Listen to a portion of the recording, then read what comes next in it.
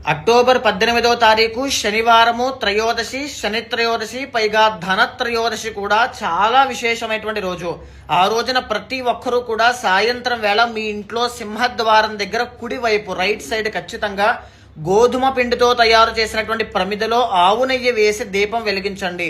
దీన్నే యమదీపము అంటారు. దీన్ని ఎవరైతే వెలిగించి అదే దీపాన్ని యమధర్మరాజుగా భావించి పూజిస్తారో ఇంట్లో మీ నాన్నగారికి కానీ, అమ్మగారికి కానీ, యజమానికి కానీ, కుటుంబ సభ్యులకి కానీ, మీకు కానీ ఆయుష్ దోషాలు ఏవైనా ఉంటే అవన్నీ తొలగించేస్తాను అని చెప్పి యమధర్మరాజే వరం ఇచ్చారు. కాబట్టి తప్పకుండా దీపాన్ని వెలిగించండి, ఆరాధన చేయండి.